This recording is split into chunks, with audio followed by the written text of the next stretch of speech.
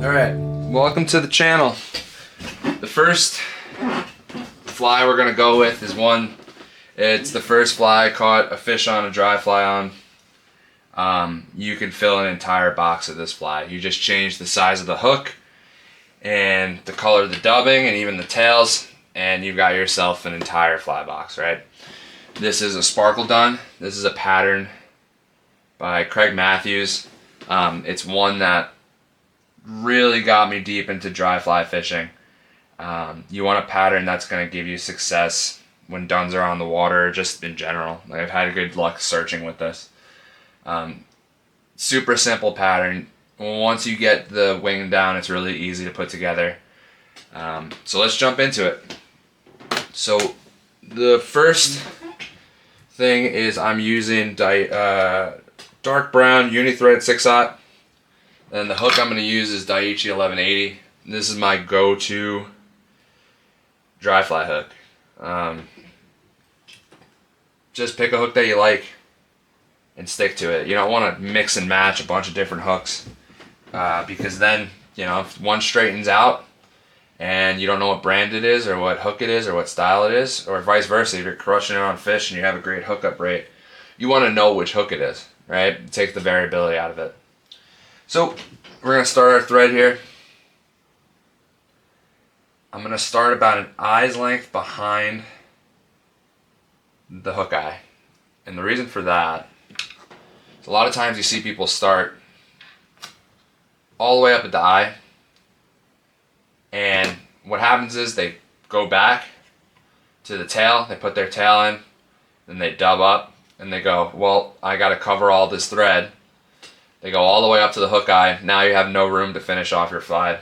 You're either crowding the eye and pushing it back, or even worse, you put it in your fly box and then you're sitting out there and it's 50 degrees out and you're cold and it's getting dark and there's a fish rising and you're trying to put the tippet through the eye and you're sitting out there getting frustrated. So what I do is I start the thread back. That way I know this is my stopping point. For like a wing, and that way I have a little bit of room to work with in front of it. So we're going to take our deer hair. This is Varner ultra fine deer hair. This is the best stuff for compare duns and sparkle duns. Nothing more frustrating than working with poor natural materials, and this is the best stuff, so don't waste your time. Spend the money to get it. It's a little bit more expensive, but you won't waste your time. You'll be happy with it. So I'm stacking the hair in the stacker, and I'm going to pull it out with the base to the right at a little bit of an incline. That way I can pull it out by the tips. I'm going to use my hook shank to measure my wing. So here I have my tips at the eye. I have my finger at the end of the hook shank. This is my measurement, and I know that's going to be the same thing every time. So now I'm going to transfer this to where my thread is hanging. Now this is a trick that I found to stop this deer hair from spinning on you. So I'm going to spin my thread to the right. It's going to tighten it up. I'm going to pick up, do a pinch. You see that? I got the slack there. That's because the thread is sitting in my fingers. I'm going to do one loose wrap, go back, do another pinch wrap, pull straight down. Then I'm going to do one more pinch wrap behind it, pull down again.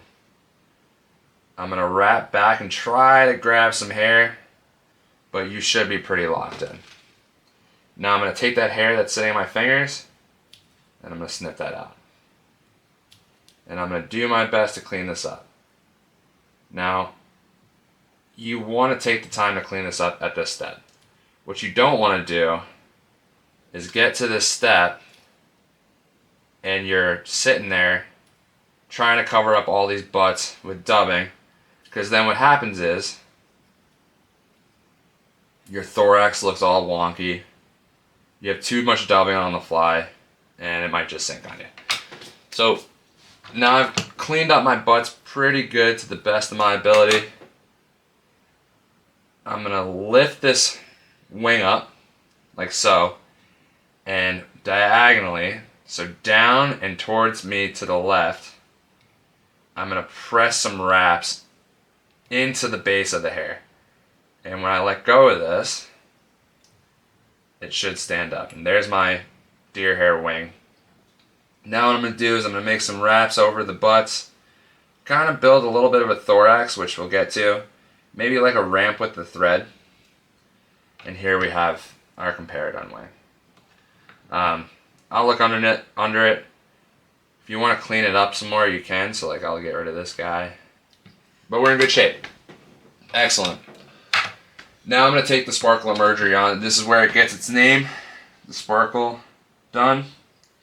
You could use Zelon.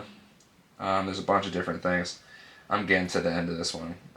This has been my go-to, so I'm going to use it. I think this is Sparkle Yarn Amber, or Copper, or Brown, or whatever. So this is what is called an improved Sparkle Dun. So I watched a video of Craig Matthews doing it, and what he does is, the way this is improved is, instead of just wrapping back and tying the shuck here, he ties the shuck against the wing here. So I'll do a pinch wrap, and then I have the shuck, and now I'll start to try not to capture any of these hairs, and now I'll start to wrap back towards the tail and go to our hook barb. I'll snip that to length.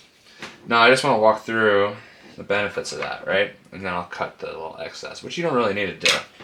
So the benefit of that is, one, you have more flotation, right? When you put your floating on here, it has more to grab to, including the deer hair, but also the synthetic.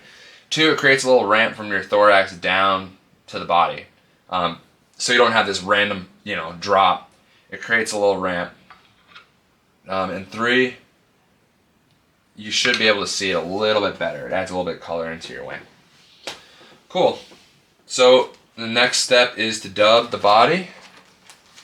And that's really the last step. So we're using Rene Harrop dubbing, Trout Hunter Rene Harrop dubbing, and Hendrickson color. I really like this dubbing. Cool. So we're going to take a little bit. Now one thing, I watched a lot of fly tying videos when I was getting started. And a lot of these videos you see, they put a ton of dubbing on, as far as the length of it, and they try to do it in one shot. It never works that way. It's much better to do it in increments. That way you don't have this long piece of dubbing sitting on your thread that you have to scratch off. This way you just know exactly how much you need. So I'm going to spin my thread to the right again, because I'm going to cord it up, keep it tight. And we're going to start super, just nothing, just dirtying your thread at the tail. Because you want to build a taper, right? Mayflies have taper, kind of like a cigar shape. So we're going to start super thin to win in the back. And this is what I was talking about with the dubbing, right? I get to this point, just add more, right? It's not, you don't have to do it all in one shot. You can always take a step back and say, all right, well, I want to make it a little bit thicker here because I'm getting to the thorax. If you have everything in one shot, you don't have that ability, right? You're just working with what's on the hook, and then if you need to take it off, then you're scraping, and not the best. So now I'm at the thorax, and this is, with fly tying, you want to take the variability out of things. Same with fishing, but you want to take the variability out of things. So you want a lot of your flies to look the same. And the way to accomplish that is you come up with a system for each step of the fly. And what I mean by that is, I gotta find my dubbing here. What I mean by that is, you can get to this wing and you can kind of freestyle it, right? You can kind of get to it and say, all right, I'm going to throw some wraps here, so throw some wraps there, just improvise it, and that's fine, but your flies aren't going to look the same. And when your flies look the same, you don't look in your box and say, I like this one better than this one. So the way I wrap the wing is I like to pull this forward and I'll get right up against the wing like this. Almost like a cripple kind of pattern where it's sticking forward. Once I'm here, I'll lift that wing up, and like we did in the beginning, I'll start jamming those wraps into the wing. I have a little bit of dubbing left, so I'll push that wing forward again, do one more wrap, now I'm at the head, and that's it.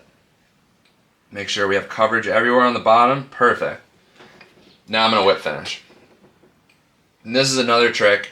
A lot of times people just, when they do their whip finish, they hold on to their bobbin like this. You lose your entire hand here. Once this is here, you're good. You could just pick up the string. You could do it, you could let it hang there.